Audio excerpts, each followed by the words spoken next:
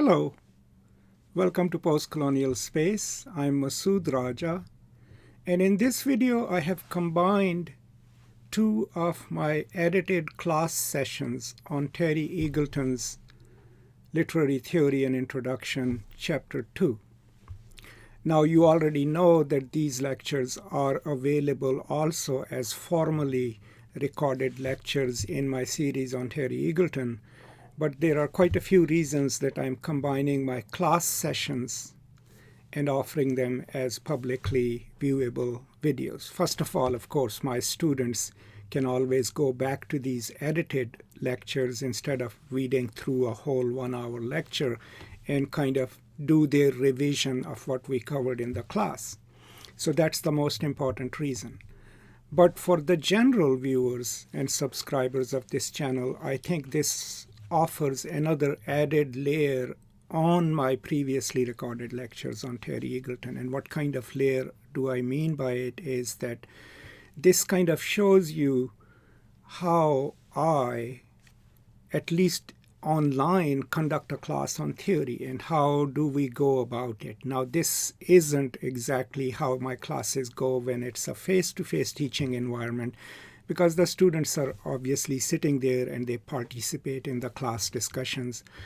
But this could also be used as an example, of course, with its imperfections and things that it misses, as how best can we conduct an online class where at least students can ask questions through the comment section. So that's why I thought I should make these videos available to a broader audience. And this video, if you watch it till the end, and I do hope you will see that we start the discussion of Chapter 2 from Phenomenology, Hermeneutics, all the way to reception theory. And what I also try to explain is not just the theories themselves and philosophies themselves, but why is it that Eagleton is bringing us to reception theory through these philosophical debates. Because there is always a sort of a logic that runs through each chapter of Terry Eagleton. And that's, I think, is what came across clearly as students posed more and more questions in this lecture. So here, part 1 and part 2 of chapter 2 of Terry Eagleton's Introduction to Literary Theory, as recorded from my live class sessions. As always, please feel free to send me any of your comments, any further questions that you might have, and pass this on to others so that more people can benefit from it. Thank you so much.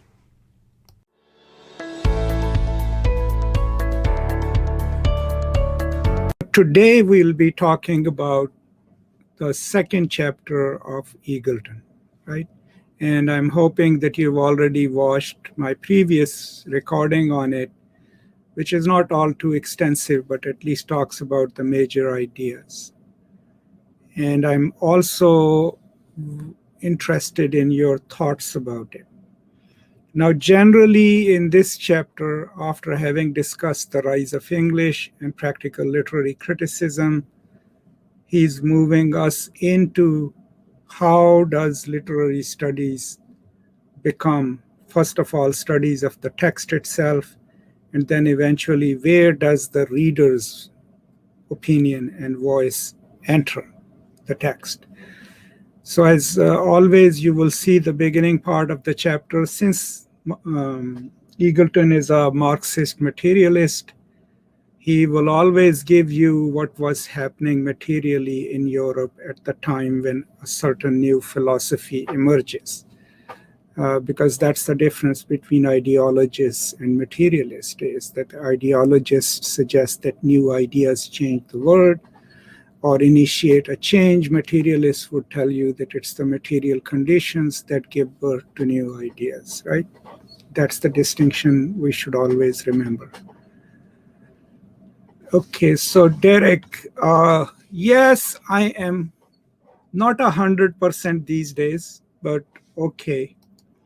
Yeah, but other than that, yes.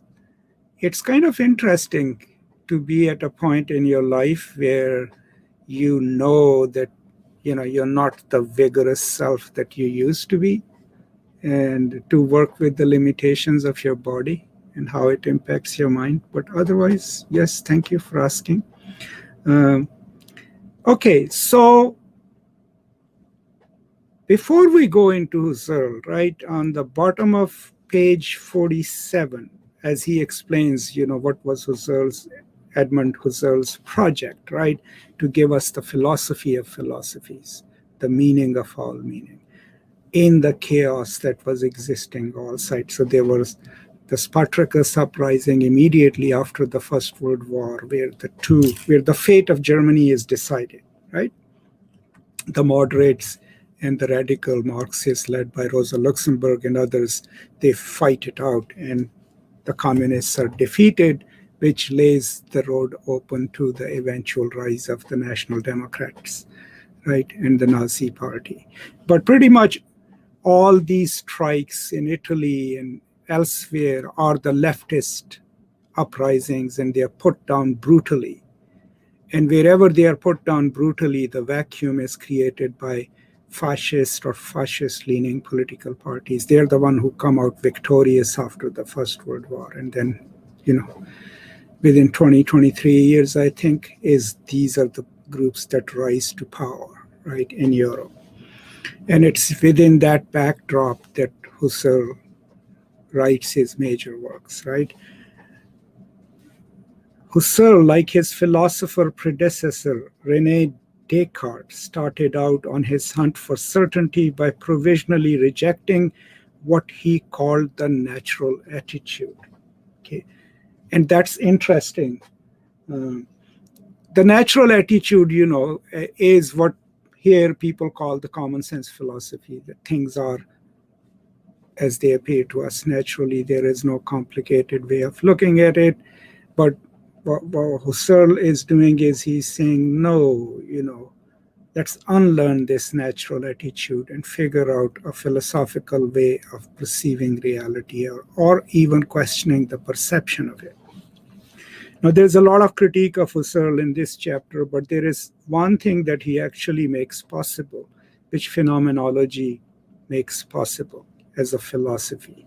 And if we go to Descartes, I mean, those of you who have taken courses with professors who teach modern literature or D.H. Lawrence and others, you might have heard the term people use. This novel has the body-mind split, right? Like the one character is pure body and the other is pure consciousness. You see it in Faulkner as well, like in Sound and the Fury, right? Benjay is pure id, right? And then Quentin is kind of pure consciousness. So in the first meditation, when Descartes is thinking of finding the answer to the question of being, right? Cogito ergo sum, right? I think, therefore I am, right? In order to reach that way of thinking, what he mentions is, okay, I'm in this cabin in the Alps, totally away from the world. And then I go inwards to think myself, right? And as I think myself, and I am aware of me thinking myself, right, is it when that I know that I exist. So in that Cartesian assertion, when the idea was that the self, the thought is inward tending, right? And that to seek yourself, you have to go inwards, right? That you yourself are the object of thought in order for you to know yourself, right? And Cartesian thought, ruled supreme. That idea that body doesn't really matter, right? It's the thought that constitutes us. Until Hume came and did his precise attack on it. And Hume was also an empiricist, right? And Hume's work is really crucial because, first of all, he challenges the question of causality itself, right? Especially that we can know the first cause from the outcomes. That there is that famous example that he uses of a billiards table, right? And he tells you when someone strikes a ball on a billiards table, there is no possible way of we finding out the first cause from the location of the balls, because they're the permutations of how many angles there. But more importantly, the way he destroys Descartes and that mode of thinking, the primacy of soul or spirit or thought over body, is by suggesting that, okay, thought can travel to planets, thought can go to the moon. It is boundless, it is infinite, right? It is not contained by a finitude. But when it comes back to us after it has been to the planets and everything else, how do we make sense of it, right? How do we know it? Is through, how do we make it intelligible? Through our senses. And senses are material, they are part of our body, and hence it is my body that determines who I am, right? So that's the big debate. After Hume is done with Descartes and Western philosophy, actually the European, British philosophy at least, or others, they never recover. Metaphysical philosophy never recovers from it. But we tend to forget about Hume. Here, the hope that emerges for me or for quite a few other scholars in phenomenology is that by positing, by suggesting that reality is what an intending consciousness posits, right? And that thought is always outward tending. It seeks its object. A thought cannot be without an object, right? It is inherently connected to its object, right? And that is what creates the possibilities for a lot of scholars, right? The possibility that me, myself, do not go into myself to seek myself, but rather I go outside of myself to seek myself. And the differences are huge, okay? Because if thought is outward tending and meaning is outside of me, and I posit it elsewhere outside of me, then we can build quite a lot of redemptive politics around it, right? To acknowledge the other as part of myself, right? Even the extreme alterity is the end of my own thought, right? So hence connected to me. These are some of the thoughts that are not in the chapter. I thought I should talk about it. But he goes into the method that Husserl adopts, right? And the method is what we call bracketing. So first of all, there are certain assumptions that phenomenology makes, right? And that I am a transcendental subject. I am beyond myself. I exist, right? Beyond my material conditions, right? And that whatever I perceive in the world, that's against the natural attitude. Whatever I perceive in the world, I perceive it because I intend it, right? Right? I intend it, right? And how do I intend it? How do I know something? Is by bracketing out everything that is irrelevant to whatever I'm seeking. And hence, when I bracket out all the minutiae and everything else, I am in the presence of the thing itself, the thing that I intended. And another concept that he doesn't talk about here is that the absence, that absence is part of presence. For me to constitute an object, to posit it, I don't just deal with what is present and what is perceptible to me. I have to perceive what is absent as well, right? So I always use this example. I mean, this is a book, right? But when I show you this part, right, and you only can see this, that's also a book, even though you can't see the sides and the front. It's because you're reading the absence alongside the presence. So absence is part of the presence. But by and large, what Husserl and others are trying to do is suggest that by this philosophical message, we will be able to know the pure phenomena, right? Untouched by what's happening in the world. And in a way, their argument is kind of the same as the Levisites, is that the text itself has a good literature, contains the beauty of natural language, whatever is in the world, and it is an organic whole. Okay, and on page 49, Eagleton kind of connects it. But he's talking about it, the methodological idealism of Husserl, and he says it all seems a far cry from Lewis and the organic society, but is it? After all, the return to things in themselves, the impatient dismissal of theories unrooted in concrete life, is not so far from Lewis's naively mimetic theory of poetic language as embodying the very stuff of reality itself. Lewis and Husserl both turn to the consolation of the concrete, or of what can be known on the pulses, in a period of major ideological crisis, and this recourse to things themselves involves in both cases a thoroughgoing irrationalism. For Husserl, knowledge of phenomena is absolutely certain, or as he says, apodictic, because it is intuitive. I can doubt such things no more than I can doubt a sharp tap on the skull. For Lewis, certain forms of language are intuitively right, vital, and creative, and however much he conceived of criticism as a collaborative argument, there was in the end no gainsaying this. So both are talking about this. Now, what comes out of Husserl, that is what we call phenomenological criticism. What I give you as an author is an arrived intention of my consciousness, right, in material form.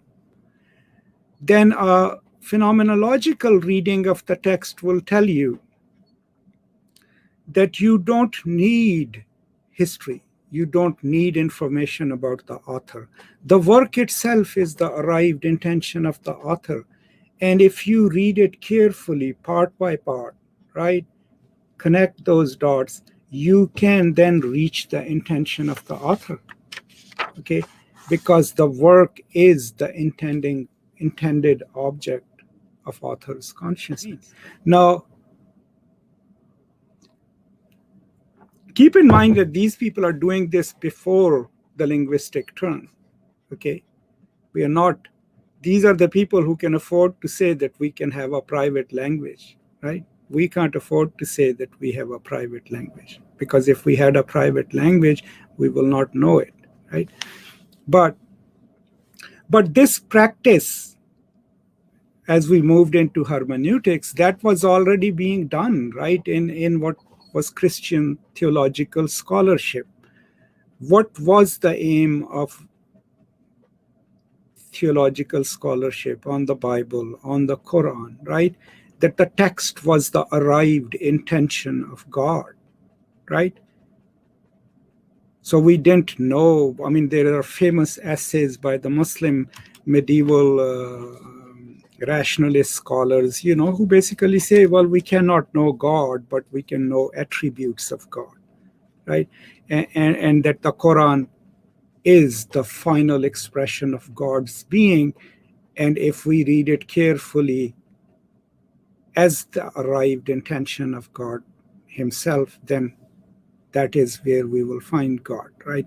But the argument was that if the text is the arrived intention of God himself, it is, if that intention is contained in it, a careful reading of the text will then give us access to the mind of God, because then we can live our lives according to what God wants us to do. That's still how we approach sacred texts. That's how people cite them to you. This is what the Bible wants you to do.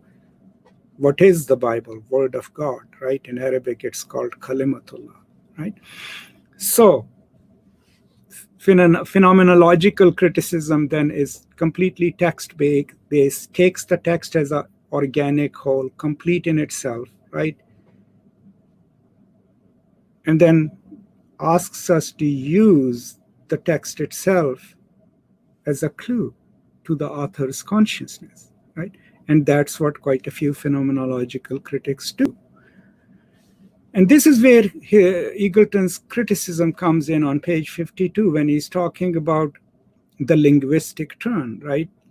Bottom of page 52. I think I'm boring all of you to death. I cannot muster up enough energy to be excited today.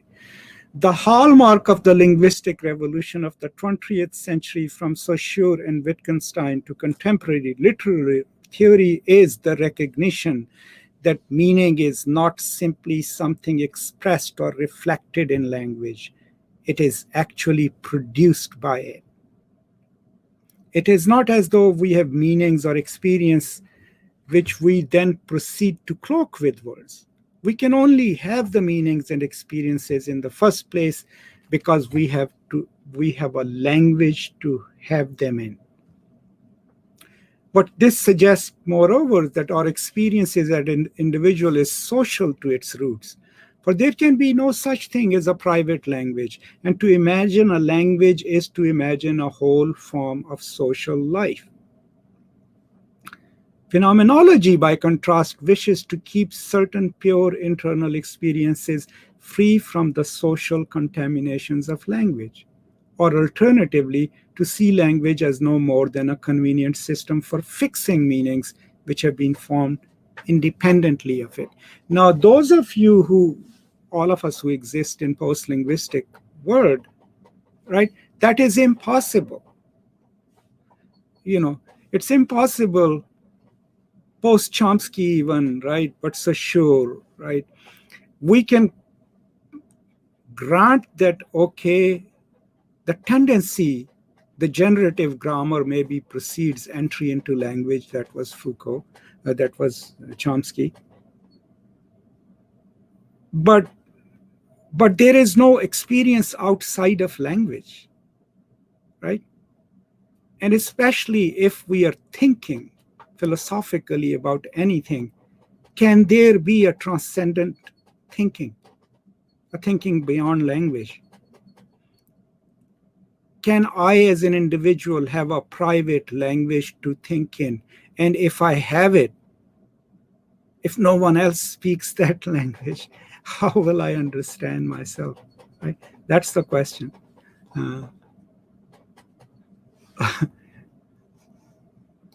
Yeah, it's kind of the mood of the day. Yeah. So that takes us to these questions post-linguistic turn as we move into Saussure. Because yesterday I was having a conversation with someone online, and they wanted me to know, they were trying to, they were insisting that, there is an outside to ideology. And I was like, well, okay, find me where. And if it is there, how is not still ideological, right? But language itself, Heidegger, to whom we are going next, famously said that, language speaks through us. It pre-exists us. There's a beautiful book by Feng Chia called, what is it called? Inhuman Conditions, in which he talks about us as humans, since we are constituted in language, right? So what can we say about ourselves? Here we are, rational beings, human beings, constituted by a dead thing called language. That's something that is so alien to us, right? Which is inanimate, which is not alive, constitutes us because we become humans in it, right? So these are some of the debates that. Now, the reason I like Eagleton is that he will build up Husserl, right? And then he will tell us, here are the problems with it, right? And that way we learn both sides of the argument about any. So after he has discussed briefly phenomenology of Husserl, the final paragraph that he gives about it is, now remember what Husserl had promised to do was to find the meaning of meanings, to find the most, not empiricist, but provable philosophy in which we could extract the essence of the phenomena themselves, right? That was his project, right? Despite its focus on reality as actually experienced as Lebenswelt rather than inert fact, its stance towards that world remains contemplative and unhistorical. Phenomenology sought to solve the nightmare of modern history by withdrawing into a speculative sphere where eternal certainty lay in wait. As such, it became a symptom in its solitary, alienated brooding of the very crisis it offered to overcome. Right? Then, the recognition that meaning is historical was what led Husserl's most celebrated pupil, Martin Heidegger, to break with his system of thought. So remember, quite a few philosophers come out of this school, right? Heidegger will be then called not a transcendental phenomenologist, but a hermeneutical phenomenologist, right? And of course, he will go on to write a book, Being in Time, right, which is his greatest work. But where is his difference from Husserl? To break with this, Husserl begins with the transcendental subject. Heidegger rejects this starting point and sets out instead from a reflection on the irreducible givenness of human existence, or Dasein, as he calls it. It is for this reason that his work is often characterized as existentialist, right? That the being exists in time, right? And since being exists in time, it is never where it is because it is constantly projected into the future, right? And then the past. So that whole concept of being here, but connected to a future yet to come and a past that precedes it, places the question of being in time, right? And that is what makes, in Eagleton's world, it specifically human. Okay, we emerge as subjects from inside a reality which we cannot fully objectify, which encompasses both subject and object, which is inexhaustible in its meanings, and which constitutes us quite as much as we constitute it. Right? To objectify means to separate from ourselves so that we can study it, right? But no, that's the reality in which we exist, right, as beings. And here is how Heidegger, in paraphrased terms, explains himself. For I live humanly only by constantly projecting myself forward, recognizing and realizing fresh possibilities of being. I am never purely identical with myself, so to speak, but a being always already thrown forward in advance of myself, right? So this constant being in flux, but a material existential being is what he's talking about, right?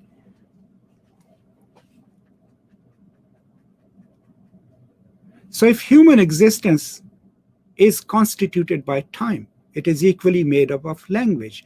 Language for Heidegger is not a mere instrument of communication, a secondary device for expressing ideas. It is the very dimension in which human life moves, that which brings the world to be in the first place.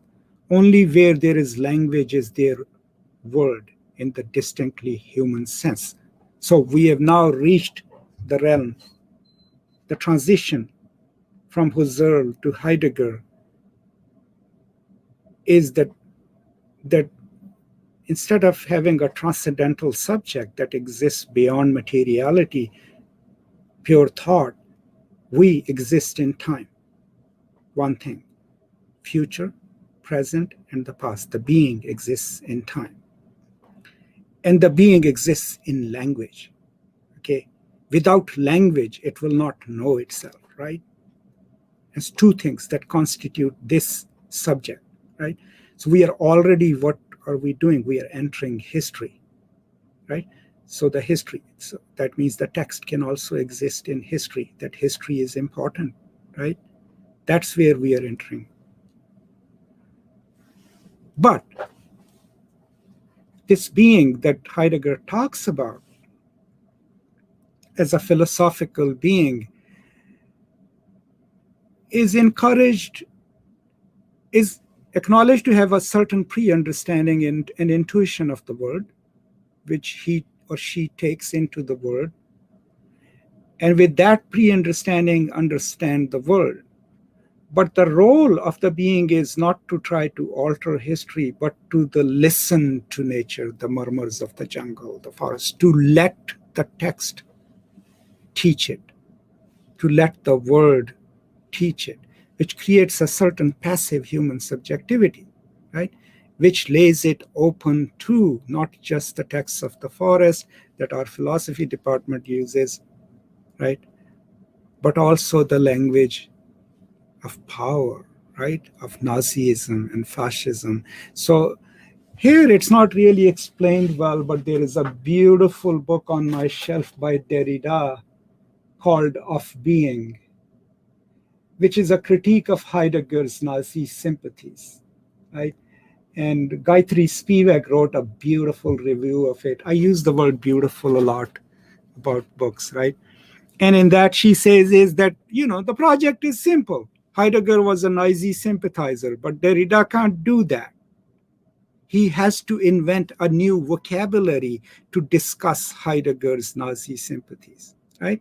And that's why Of Being is a very hard book to read, because Derrida, in the process of criticizing Heidegger, what is he trying to prove? Not that Heidegger was a Nazi sympathizer, but that if Heidegger himself followed his own philosophy, he would be an ideal target for Nazi propaganda, right? If you are saying that being lives in history and time, but this being must come to the word as a supplicant and let the word teach it, give it that knowledge, then you're laying yourself open to that, right?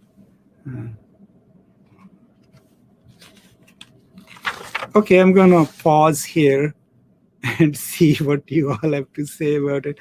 But what I want to try to explain is that why is he taking us there? Why does he start with Husserl, take us to Heidegger, then take us to Gadamer, right? Because each one of them, while questioning the question of being, phenomenology to hermeneutics, is also reinserting the project of history in the question of the human project, right? We are entering, the human subject is entering it, but also time is entering it, methodology is entering it, and history is entering it, right? So increasingly what we are then learning is that our experience of language, or what we think about it, is deeply social, right? History is contingent. It doesn't march like Gadamer will have us believe, right? In this large current of history in which we exist. That history is contingent, right? And it's motivated because he wants to take us to the question of the reception itself. How do I receive a text and why? Can I receive it as a transcendental being, or as the seen, or as a subject situated within the politics of my own time and history? That's where this debate is taking us. Between Heidegger's Nazism and his here, but I strongly urge you to read Of Being. It's on my shelf, where Derrida will make that connection for you. Eagleton points out some congruences, but it seems to me that isn't clear. What do you think? Well, I mean, it's not what Eagleton is being very tentative here. What he's not saying that his own philosophy leads him there. What he's saying is the exaltation of the peasant, the downgrading of reason for spontaneous pre-understanding, the celebration of wise passivity, all of these combined with Heidegger's belief in an authentic existence towards death superior to the life of faceless masses, led him in 1933 into explicit support of Hitler. The support was short-lived, but it was implicit for all that in elements of the philosophy. That the kind of philosophy that he was perpetuating, it would make sense to have that kind of passive reception of this dictate coming from the Nazis. Good questions, though. But what I want you to keep in mind is this is intimidating stuff for literature scholars, especially because we are not so used to philosophy that much. Is that there is a purpose to this madness. Why is he moving us through these philosophers, right? Because he's taking us somewhere. How does the human subject enter as not just the passive reader of the text, but as someone that exists in history, and hence his existence is contingent, right? And also becomes an arbitrator, is it? Arbitrator of the meaning itself instead of the critic. So he's moving us into what we call reader response criticism, right? And before he goes to Gadamer, right, he takes us to E.D. Hirsch Jr. And I think one of you had mentioned E.D. Hirsch Jr., right? And the whole idea, Hirsch's argument that meaning is the property of the author. Significances of a work change, but a work may never change its meaning because the meaning is what the author intended. And that is the property of the author. And a critic must not do that. He was doing that because people like Heidegger and everyone else were making the process of meaning making contingent upon time and history, right? And as a conservative scholar, if you want to preserve the meaning of a text, right? Remember, text is an organic whole. It contains the consciousness of the author. And how do you protect it from the vagaries of time? How do you say that meaning is what Shakespeare intended in Othello and not what you bring to it or me bring to it? By suggesting that the only meaning a text can have is the meaning that contains the author's intention.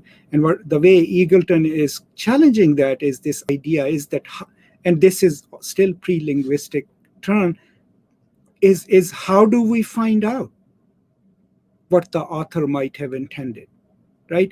And even if we can retrieve that intention, we don't have access to the vocabularies in which the author thought. And also, furthermore, couldn't there have been more than one intention in the author's mind? Do we even know that what's in a text was actually the authorial intention or one of the intentions that he or she inscribed in a text, right? And so that's where, when he takes us to Gadamer, the debate then is the prejudice as a positive sense. So meaning is still Truth and Method, that's the book, it's sitting over there, is what he's saying, what Gadamer is saying is that we always have certain pre-understandings of the text, and we also have certain prejudice in the positive sense, right? And since we exist in history, and the work exists in history, we bring those prejudices historically to an act of reading, and those prejudices part of the way we construe meanings, right? And that creates a space in reading where the way I am formed, it places me right in the social, because after all, I don't intuit my prejudices. They don't pre-exist me, even though Gadamer would slightly imply that. I learn my prejudices or my ways of evaluating a text in the social. I have now entered language, right? And the moment you enter the language, the question of the reader emerges, and we are into reception theory, right? In the introduction, if I remember correctly, Eagleton makes it seem that these ideologies prefigure the theoretical work. This would be the other way around. Heidegger's idea allow for his Nazism. I still can't have like a definitive opinion about it, but what Eagleton seems to be suggesting, that if you finally, after you have thought the question of being and placed it in history, in time, that being is not this esoteric thing out there. It's an existential thing in time. But then you have spent a lot of time on a being that is less about doing something in the world, but more about receiving the world. There is a certain degree of passivity in it, right? In that definition or theorization or philosophization of being. And if that's the being you imagine who should patiently wait for the tide of history to turn and for the forest to teach him or her wisdom, right? That being is more prone to receiving an ideological hail or a message, right? And if that's the being that Heidegger himself lived, a passive recipient of time and history itself, then that being will be more prone to the Nazi power or propaganda. Well, that's what he is saying.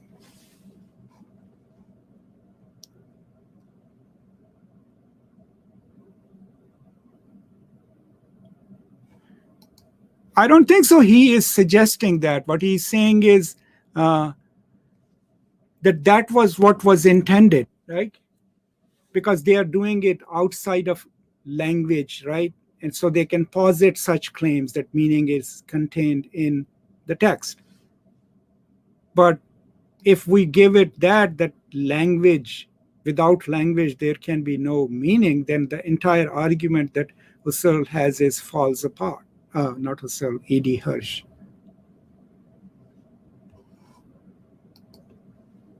Rhetorical devices, do they exist outside of language? I mean, even if we are talking about rhetorical devices which appeal to my emotions, can there be an appeal to my emotions without language? Even if it is non-verbal language, even if someone cries and points to me that I'm starving, it still is language, right? The only way I understand an argument or a rhetorical device is in language, right? I'm still a bit unclear on how Husserl defines consciousness. Does he separate thought and what Eagleton describes as immediate sensation, or well, that's a big question. So what he's building on is beyond Kant, right? And the question of perception, right? And thought, consciousness will still be conscious of itself. So the transcendental thought would be thought where you're not dealing with the material object anymore, right? You're bracketing out everything that complicates it and hence reach the essence of a thing, right? So if you want to say, I know a rabbit, you're not talking about the rabbit running around in your yard. You have bracketed everything out of it and then have finally encountered the rabbit, right? The rabbit of all the rabbits. How do you do that? I mean, the eidetic process and everything else that he defines, it's actually beyond my area of expertise. But, that is what he claimed to do, is to find the essence of the phenomena, right? Now, think of it, it's not very far-fetched from what we were taught or what we do, right? When in high school or elsewhere, when our teachers asked us to find the main theme of a short story or what is it's about, right? That's exactly what did.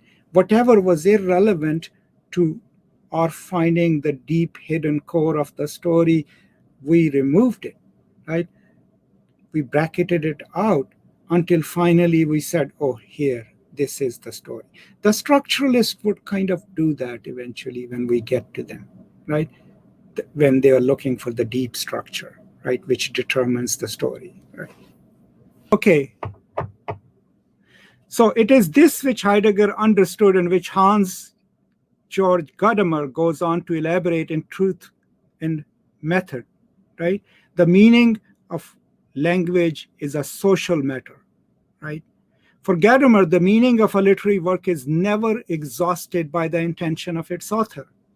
As the work passes from one cultural or historical context to another, new meanings may be culled from it, which were perhaps never anticipated by its author or contemporary audiences. Hirsch would admit this in one sense, but relegate it to the realm of significance. For Gadamer, this instability is part of the very character of the work itself. All interpretation is situational, shaped and constrained by the historically relative criteria of a particular culture. There is no possibility of knowing the literary text as it is.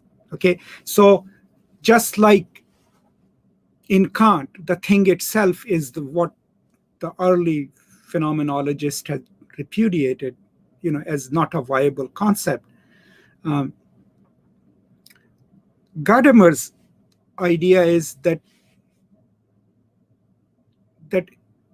interpretation is situational because we exist in time, right? And if it is situational, then the meaning of a text can shift. Meaning can never be fixed.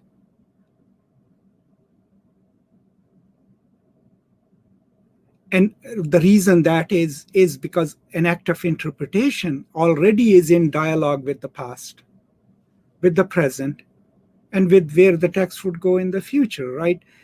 So there is something about contingency of history. I always talk about it. There's a term by someone that I use, which is that history is motivated, right? And it is, I always use that term to argue a certain point. Just like as we will go to the critique of Gadamer himself, is this idea of tradition and history. We think of history in teleological terms, right? That it moves from a past to the present. We also think of history as this one current of history, tradition, right? What we learn is that one tradition is not unmotivated, it's constructed through dominant discourses, through the history of the winners, right? And whatever we consider a tradition as a universal tradition or accepted tradition, after all, is made into that by silencing certain other traditions that might have existed. So there is no pure history moving through the channels of history. History is always motivated because we know it how? Through texts, right? History is textual, as most post-structuralists and structuralists will teach us. There is no history outside of texts. If it existed, we will not know it, right? So if it is textual, then texts, when they were being recorded, right, were motivated because the historian was not an objective being, right? I have 38 volumes of Al-Tabari over there of Islamic history, right? Is it Islamic history? Yes, recorded by Al-Tabari. Can I read it as universal Islamic history? Probably not, because he was a proto-Shiite, right? So his own politics is in the text. There is a text by Al-Ghazali in my back shelf where he writes a repudiation of what was called the Talimi school of thought. Can I read it as pure historical work of philosophy? Yes, maybe. But on the beginning of the text, in the beginning of the text is an inscription that Al-Mustansir Billah, the second caliph of the Abbasid Empire, had asked him to write a refutation of the Shiite Talimi sect. That means that was a work of philosophy commissioned by the most powerful figure in that region of the world. So is that an unmotivated piece of work? I mean, if I take a commission from a king and say, I will refute the new critics, my whole project is to refute the new critics, right? So history is motivated at that. And sorry, I'm using all these foreign examples. I'm just like trying to upset you all. And then you move it to the end of reception where you, me, and I go and retrieve it, write about it. That is then imbued with our prejudices. So at the end, the history that comes to us is recorded in language, right? But is motivated at both ends, right? Retrieval and recording, right? So there is no pure history. That's why I always laughed at that. What was the March of Folly book? of Tuchman.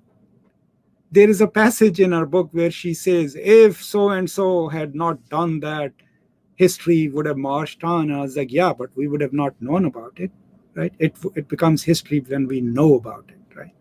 Studies to what we call the Hermeneutical Circle, right? So both the new critics as well as Levicites and these philosophers believe that a work of art is an organic whole, right? And to understand it, we can understand it hermeneutically, because hermeneutics is what? The science of knowing, right? Science of interpretation, right? How? Because if it is an organic whole, we can study a part. And when we study a part, then we see how that fits in the whole. We take that knowledge to the whole. And then with that knowledge, we can study another part, right? And so since a text is interconnected, different parts that constitute an organic whole, the hermeneutical circle is moving from part to whole, whole to part, until we have completed the full circle and hence known the meaning of the text. That is what he talks about, the hermeneutical circle, right?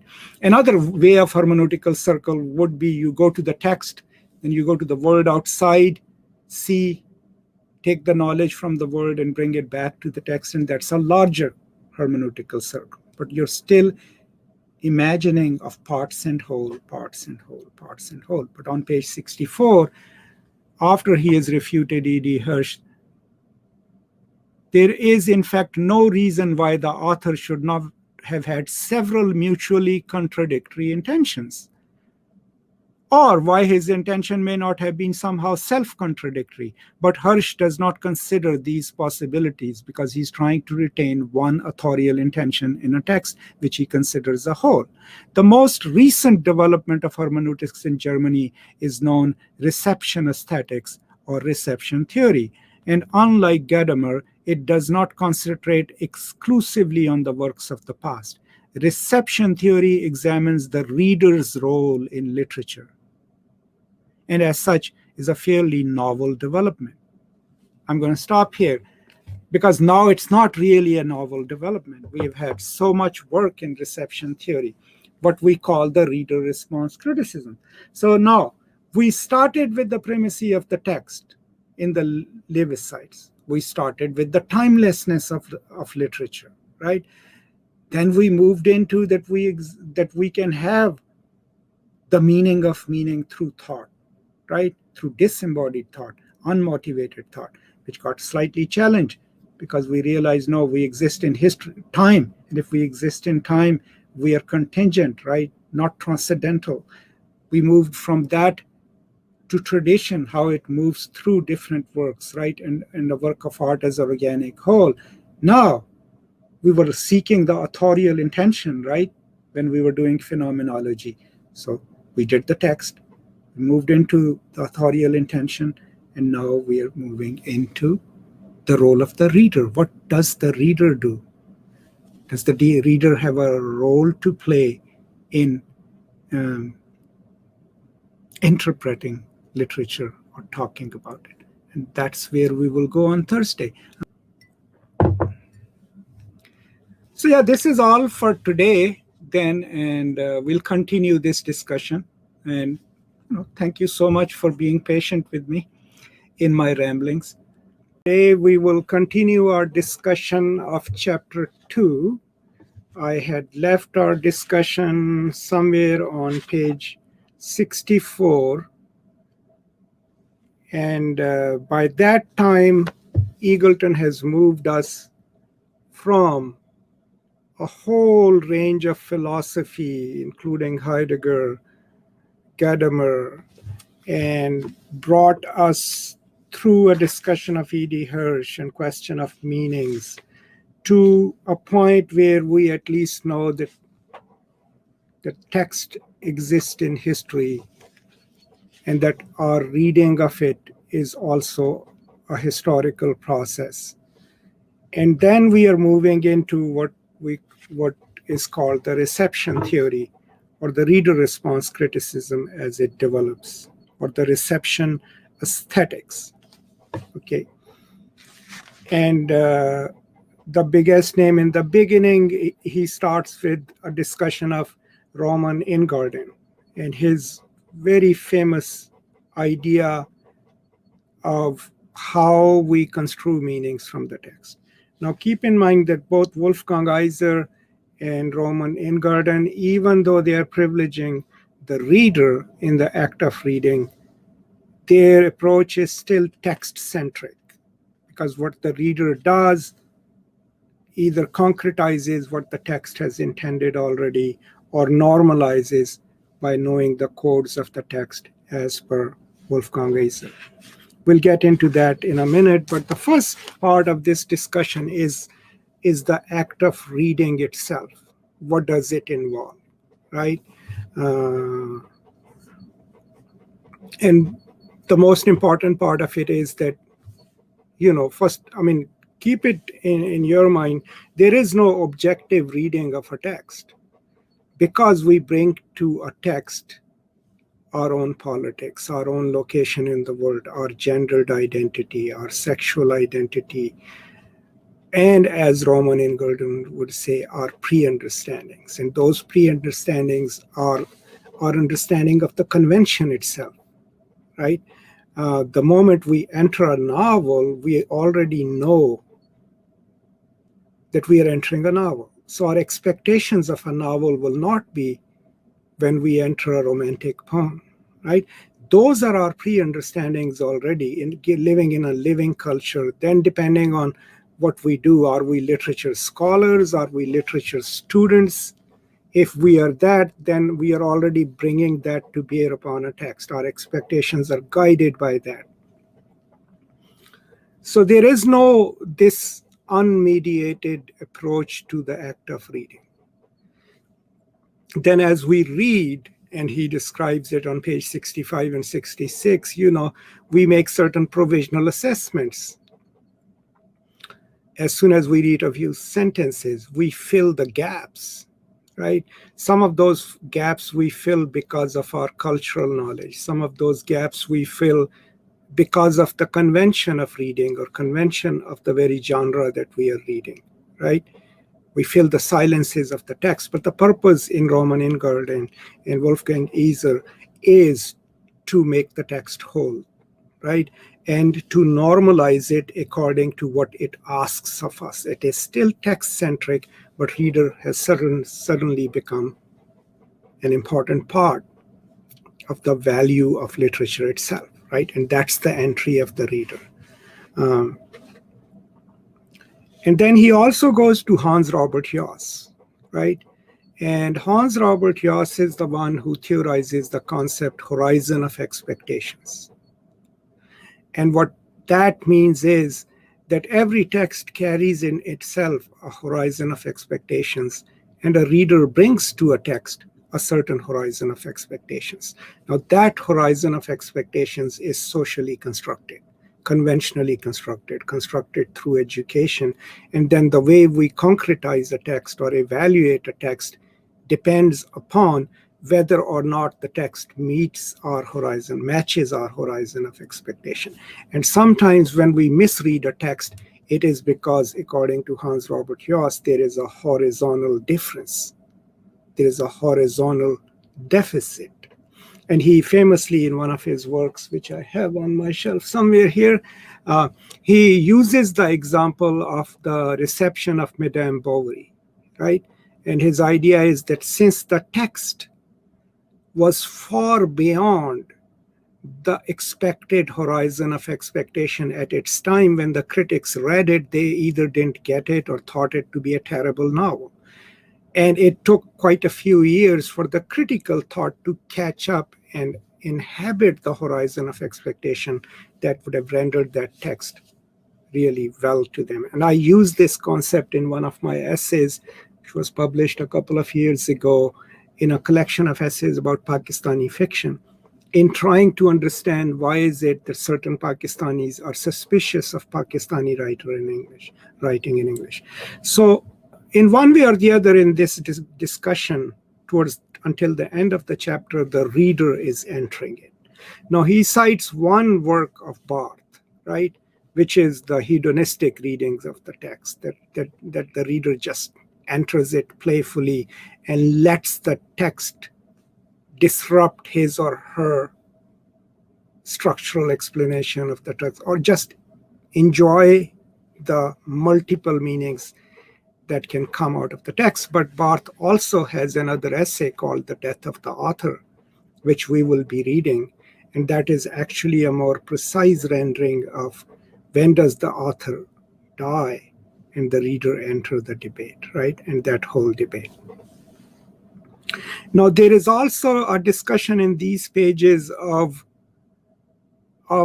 especially Hans Robert Joss and even Wolfgang Iser, as to, because they also assert that the text can be transformative, right?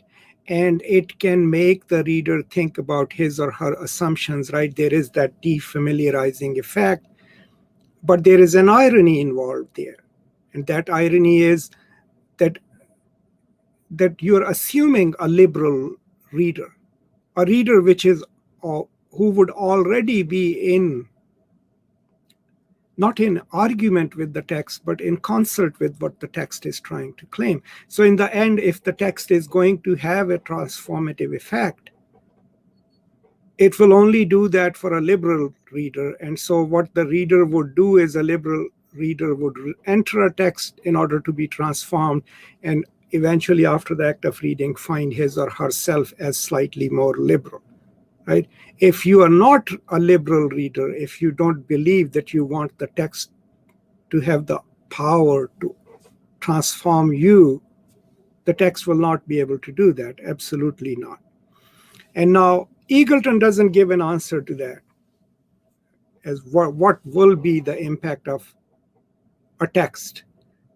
That when we claim that texts can be transformative and that literature departments can matter, all these cliches that we throw around, that literature can make us better people and it can make people into better people, and that we can confront our students with radical texts and somehow the very radicality of the text would break their identities apart and help them reshape. It absolutely doesn't happen. Okay, and there is research on that. Actually, research by people like Axel Honneth, people like Mark Bracher, and quite a few others, we all enter a textual environment or a classroom with just one main worry, and that is to protect our identities. The biggest human need is the need to protect our identity. That's why, anytime you're at a new place, even in a new classroom, you feel anxious, right? It's not because you don't have any friends. It's because you're at a new place, you don't know anyone. You are not sure whether your identity will be under threat there or not. So if 5 students walk into my class, and I basically start my class by saying, this is how we will read this text, and I believe in hedonism, and I believe in free love and all that, and 6 of them are conservative Christians, they would immediately block anything up. They will stop listening to me because their energies will be spent on offering a stable front because they're in a power dynamic, but blocking my ideas because those are threatening to their very identity, right? And then, of course, people who think about these things, have come up with, so how would literature transform a reader? Especially if the reader is not in agreement with the literature, is that people who've done the research on consciousness and everything will tell you that what we believe in terms of stories, in terms of our own personal self-narratives that underwrite ourselves, actually literally builds schemas in our minds. Not the schemas that Roman Ingardian talks about, but actually literally imprints in our minds. So in order to change someone's political opinion or in order for literature to be transformative, those schemas must be shifted. Unless those schemas are shifted, the person will not be impacted by literature. I don't care how much Shakespeare you read, you'll not become a compassionate person. And Eagleton has a funny line in the book somewhere, and I will ask you to find it, is where he is talking about this redemptive aspect of literature, and he gives the example of a German commandant of a death camp who would watch opera and cry and had the entire collected works of Goethe sitting right next to his bed and would read them. He was a highly educated man who appreciated art, but all of that didn't make him into a person who could look at it and see that what I'm doing is wrong, killing innocent people in gas chambers. So that's also further research into this topic. What I'm trying to highlight is that these things that we consider literary theories that just enable us to write a good essay, have deeper implications if you go into pedagogy and go into, if you think that literature has an ameliorative function and that literary classrooms do more than just teach the text, right? But what we are learning here is that the reader brings certain pre-understandings, certain prejudices, certain preferences, certain expectations to the text. Those can be formally constructed through education, can be part of their politics, can be part of who they are, right? And then interpret the text, read it, and construe meanings from it.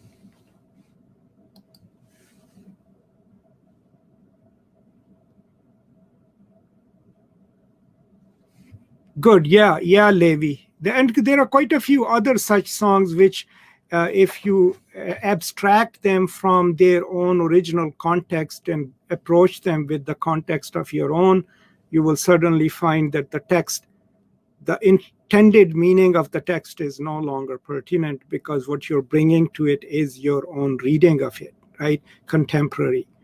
Now, what the literature scholars would tell you is, especially the new historicist, is that no, you can do that.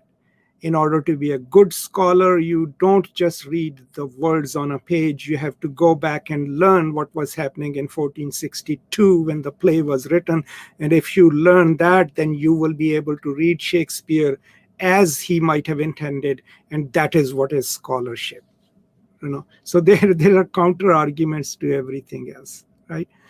Okay. Oh, bottom of 30. Good. Levi says that point about Goethe is at bottom of page 30. So if anyone wants to go and reread it, please read it. Okay, another thing. So towards the end, then he's moving to Stanley Fish, right? And Stanley Fish is crucial in reception theory, but also in reader response criticism, because Fish tackles these issues. So first thing that Fish asserts and basically puts to rest is, he's like, we don't look for meaning in a text. That's not our job. What we should look for is what the text does. So what the text does within its own body, formalistically speaking, and more importantly, what it does to you as a reader. And role of criticism then is for the critic to actually read a text and see, what does it do? What is it trying to accomplish? Right? So that takes us away from looking at exactly what literally does the text mean. Secondly, what he says is, okay, so the counter, and that we readers, we are the ones who find out what a text does. Now, if that is the point, then the counter question is obviously, okay, then there are 12 of you in my class, and I give you a poem. Why aren't there 12 different readings of the poem? Why can I usually figure out, here are the 3 ways in which 12 people have read the poems? And for that, what he argues is that we always inhabit an interpretive community.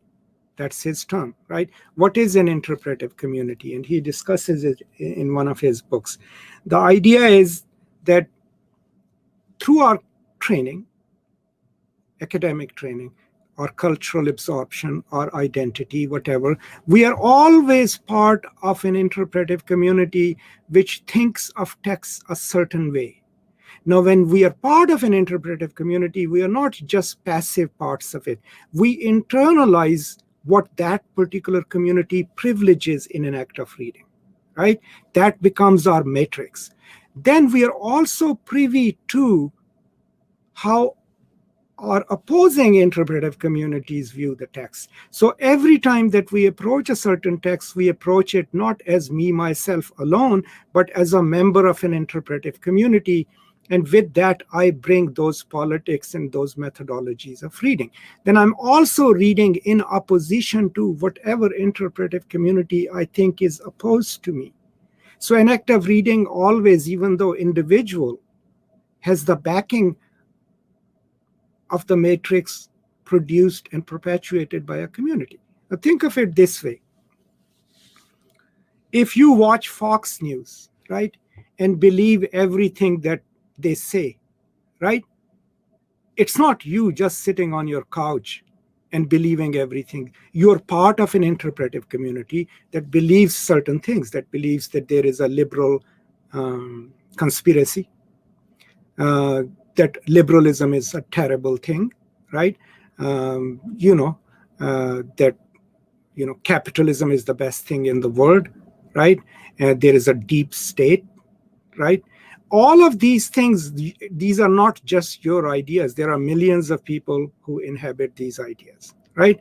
And then when you watch those news, everything that is being proffered to you is measured through that. The only time Fox News gets in trouble with its viewers is when it exceeds the horizon of expectation, right?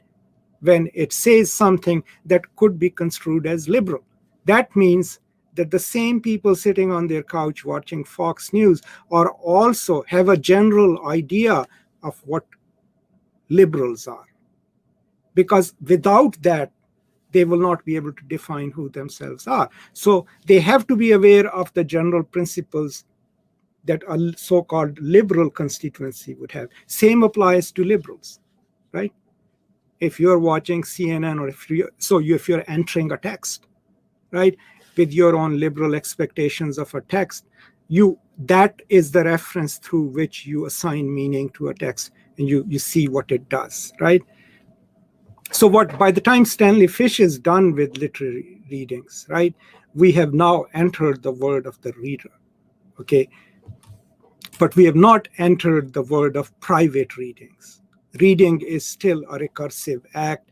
We move from one part of the text to another, but what we are not looking for is what things mean, but what does the text do in the world, right? Or what does the text do within the body of the text itself, and then how do we come to it? Now, this concept is further complicated, not covered by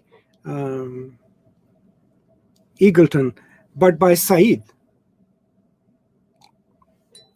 In his book, The Text, the Word, and the Critic, he's talking about reading literary texts, right? And he talks about the first argument that he gives is that there is no text that is detached from the world. I mean, if I am quoting him correctly, he says that the text, even in their most rarefied forms, are in the world and hence worldly, right? And when we reach them, read them, we approach them in a worldly manner. That's the concept of worldliness, right, by Said. And then he says is that when we read a text, there is a certain way we approach anything in life, right? But let's say an act of reading. There is one mode which he calls filiative, right? And the other is affiliative.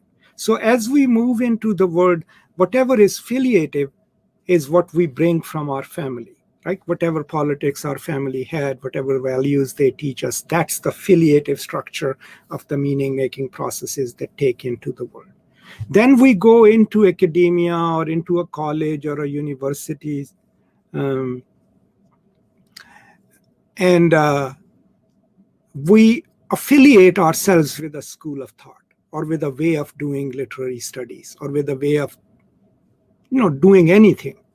And that is when we make this transition from the hard filiative structures of ourself to the affiliative structures of the identity as a scholar that we form because of who we studied with, what we study, right? Now, one would assume that that would be a more progressive way of doing scholarship or teaching, right? But another thing ends up happening, and that is that when we become part of an affiliative community, that community itself takes on affiliative structure, because we start believing in the principles of that community so strongly that that is the mode with which we read, that is the mode with which we interpret, that is the mode with which we confront the world. So the structure of our affiliative learning and affiliative identity formation then takes on the hold as if it is what we got from our family. And so the role of critic, or a good critic, would then be aware of that, right? At least, if not defy that, at least know that wherever I am coming from is not natural, is discursively produced, and can have a different point of view than other than my own, right? That too then is geared towards, what do I do when I perform a reading, right? What do I bring to a text? Actually, my forthcoming book, if it comes out soon enough, has a whole chapter on it, the question of the reader, right? And I've read all these people and then kind of crafted my own chapter on that. So pretty soon Masood Raja would be a big name. I'm just kidding. Okay. All right. So this is, to me, is the crux of the chapter. We have covered it. We started with, new criticism. We still haven't gone into new criticism deeply, and we still haven't discussed Northrop Frye and certain other bridge figures, right? But we are now moving into not the primacy of the text, but kind of the emergence of the reader as someone who construes meanings. So to reception theory. Now there is only one really good collection of reception theory essays edited by Jane Tompkins, I think. It's on my shelf somewhere. I highly recommend it. You all should read it. And then, we can talk more about it. So this is where, the lecture stops, right? And then I'm going to stop here, because I think I have concluded the discussion of the chapter, and that's really good. And not my discussion of it. I mean, that I've reached kind of the end. And the part one of this lecture that is already available, and this one then constitutes kind of a whole, which has the discussion of chapter 2. And now I'm hoping that you'll have some good questions, and we can kind of build a little more on it. So that's it. These are 2 lectures from my online live classes combined in one, and they kind of augment my pre-recorded lectures on Eagleton's chapter 2. I hope this is useful to you, and if you like it, please pass it on to others, use it in your classes, so that more people can benefit from it. And I would also request you all to please subscribe to the channel and help me promote it, so that also more people can benefit from it. That's all. Thank you so much. And from me, as always, peace and love.